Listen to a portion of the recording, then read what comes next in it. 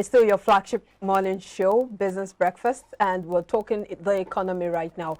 Despite the economic outlook, the Central Bank of Nigeria, CBN, has urged Nigerians to keep hope alive, as forecast by 3 fiscal and monetary authorities have shown that the economy would bounce back before or by the end of the year. According to the Apex Bank, in its communique at the end of the Monetary Policy Committee meeting last week in Abuja, 3 fiscal and monetary authorities, the federal government of Nigeria, the International Monetary Fund, IMF, and the Central Bank of Nigeria, CBN, have given assurances that the economy would grow by 3.52%, 4.2%, and 3.4%. And according to the communique, members noted that though the global economy was progressively weakening due to the various headwinds confronting the recovery, in Nigeria, output growth has been sustained as a result of the combination of development finance interventions by the bank and fiscal stimulus by the federal government. Members noted that in the last 3 years, the CBN has injected over 9 trillion naira into the economy, in addition to offering 2-year moratorium for 10-year long-term loan facilities. Now, how has the economy fared with all of these finance interventions by the CBN, and how feasible are these projections by fiscal and monetary authorities? This is our focus, and joining us is Dr. Leke Ebenezer, an economist. Thank you for joining us, Dr. Ebenezer. Thank you for having me on the show. Good to have you. Now, despite the weakening of the global economy, fiscal and monetary authorities, that is the federal government of Nigeria, the IMF, and the Central Bank of Nigeria, CBN, have given assurances that the economy would grow by 3.52%, 4.2%, and 3.4% by the end of the year. Do you share in this same optimism? Yes, on one hand, and no on the other hand. And I said that deliberately because, yes, because the predictions were based on some certain parameters. And of course, some of those parameters, perhaps, by CBN view or World Bank view, are not really subject to change. But then, if you look at the fact that there are a lot of issues as to persistent low oil production and the rising insecurity, and of course, inflation might likely also be elevated. Some of these predictions might not really be correct. However, they can be correct, given the fact that, the CBN is looking at a number and couple of intervention policies that is targeted towards reducing inflation and also ensuring that there is a massive economic growth. And of course, if you look at the GDP as at today, is $440.1 billion. And of course, that is not a significant growth compared to the previous year, because as of 2021, it is $440.78 billion, and now we have $440.1 billion. That's a decrease. And if you compare that to 2020, it's about 4.29 billion dollars. So, for me, all of these projections are based on those parameters that perhaps the federal government, the CBN, and the World Bank believes that all of those things should be favorable. But, the Russia-Ukraine conflict is really affecting, food prices, diesel, and some germane important, supply that we can have as a country, and that can affect the GDP negatively beyond the prediction. But do you share in this optimism? We know that, yes, these are assumptions, but do you see it as achievable? Yeah, it is achievable, provided that the capital flow inflow are, in the right trajectory by the CBN, And of course, it is also, the forecast is based on the fact that there might be increase in the level of output of our oil production should Dangote refinery start, and that can add up. But then I am not really too. I'm not really sharing the sentiment, given the fact that some of the issues we have not been resolved, and there are no stated or clear policies as to solving those issues. Well, according to the Apex Bank in its communique at the end of the MPC meeting, which was held last week in Abuja, the output growth has been sustained as a result of the combination of development finance interventions by the bank and fiscal stimulus by the federal government. Help us better understand all of this stimulus, fiscal stimulus and interventions by the CBN. Okay, the way the economy runs is that when you want some certain parameters to stabilize, like the GDP, like inflation, foreign reserve,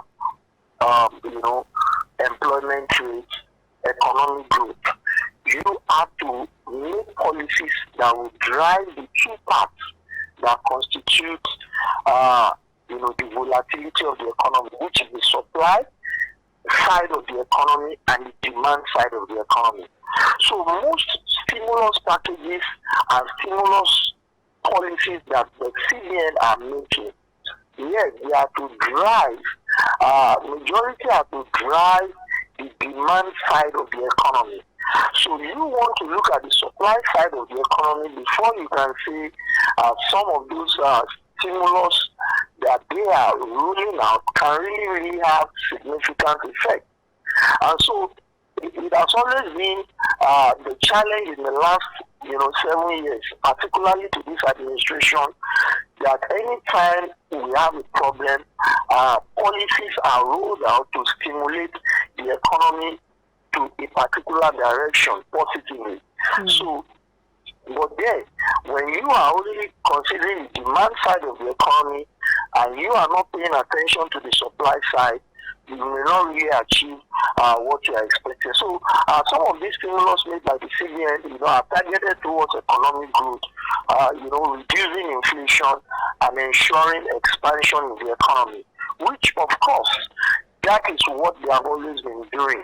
And that is why, we can say we are where we are today, because if not, perhaps things might be worse than this. So for me, the CBN coming forward to always make some of these policies that can stimulate the economy positively is a good one, but of course it's not enough if some fundamental issues are not addressed, particularly the supply side of the economy. So if stimulus, if policies are made, I think the supply side of the economy should also be keenly considered to be stimulated so that we can have a balanced, economy.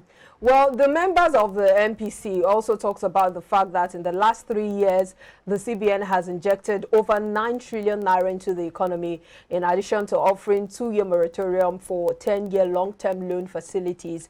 And they also believe that these interventions have significantly helped engender growth. But if you look at all of this growth that they claim that the interventions have helped the economy achieve, wouldn't you say that this growth has been eroded by the persisting inflationary pressures?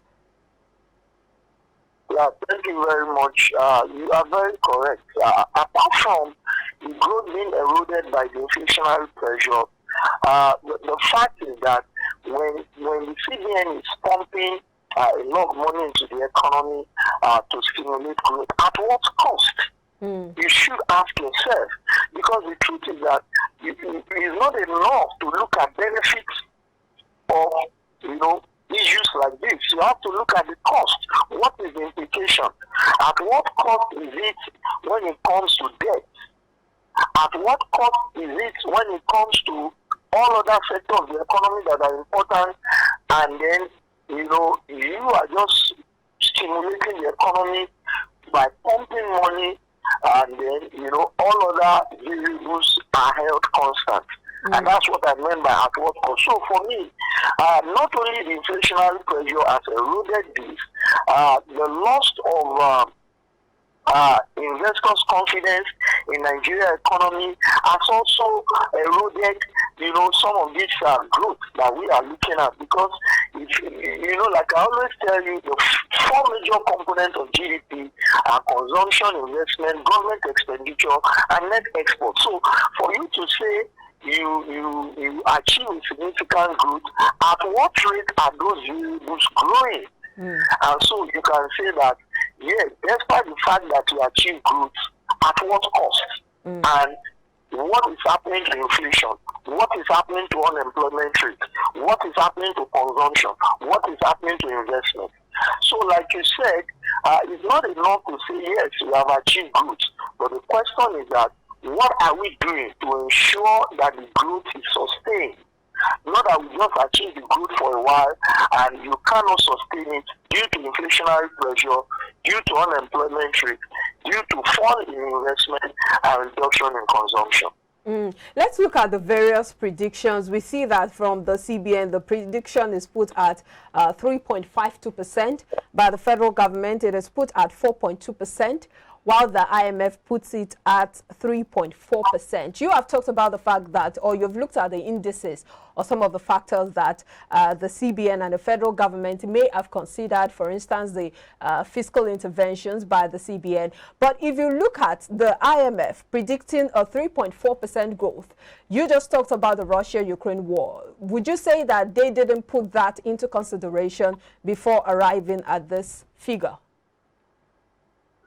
The truth is even that the IMF has come out to say that the projection of 3.4 is now being reduced to 3.3. Why? Because when they now consider all other variables, you know, within the Nigerian space, they say, look, it is now 3.2. It's no longer 3.4. They have to reduce the prediction, given the fact that inflation is projected to remain at an elevated 16.9%, and of course, to stay above the pandemic pressure, and of course, the Russia-Ukraine conflict is bringing up a lot of issues. They also say that it has to reduce to the forecast or the projection is reduced to 3.2 from 3.4 on the basis of the fact that capital inflow that are projected are going to be slow, and of course, oil exports, though it will increase, but it's going to be slight. It's going to be a very small or marginal increase. And of course, you also look at the fact that infrastructure deficiencies and rising insecurity is what are the basis for them saying that from 3.4 the projection is now 3.2. And of course, if you look at us, you know, we have a deficit budget. The president just presented the budget, and we have deficit. We spoke about that the last time. We are going to finance the budget, and of course, public debt is going to reach about 40% of GDP by 2024. And of course, you know, the current account surplus that we have, which is 0.1% of GDP, predicted by the CBN that it might reduce to, we might now have a deficit of 0.2% by the, you know, in 2023. So when they consider all of these parameters, they were like, yes, we predicted 3.4 projection, but now it has reduced to 3.2. Why? Because all of these factors have been reconsidered, and they are saying that, look, these are factors that you should pay attention to if you want to grow as an economy. Well, 3.2 is still a relatively tangible figure if you would like to look at it that way. But let's compare this, put it vis-a-vis some of the prediction made by other international lenders like the World Bank that has said that those living below the poverty line in Nigeria would increase to about 95 million from about 80-something million. How do we reconcile that prediction to this prediction that there would be a growth in the economy? You see, if you look at our ranking in sub-Saharan Africa, imagine we are ranking 24 when it comes to performance. And of course, human capital development is also ranking us 150 out of 157 countries. So the question is, all of these issues are what we need to address. It's not enough for us to say we are projected that we are going to grow at this particular rate, or the World Bank has projected this, or the CBN has projected this, without considering all those factors that will not hamper that projection. Now, like you said, an additional number of people are going to be pushed below the poverty line. Now, the current statistics we have is that about 89.7% are in 89.7 million people are living below the poverty line. Now, I need to talk about the issue of abject poverty, because when you talk about that, that's talking about no food to eat, no clothes to wear, and nowhere to stay. Not to not talk of people that are a lot of working poverty that we have.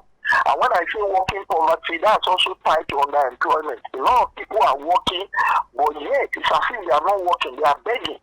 So all of these parameters are what you have to consider these growth projections. And so for me, I am looking forward to a situation where we begin to look at the real issues that are really affecting us, rather than just anticipating growth that perhaps we may not even get there before you know it. So you have rightly said it, that marrying the fact that a lot of people are going to be dragged into below the poverty line, and we are also projecting this growth. There are two parallel lines that cannot meet. So for me, we should pay more attention to all of these variables than the projected growth. All right, that's a good place to wrap up the conversation. Thank you so much for your time on the show, as always, Dr. Leke Ebenezer, economist. Thank you very much for having me. All right, have a fine day. We'll take a break now. When we come back, more conversations. Don't go anywhere.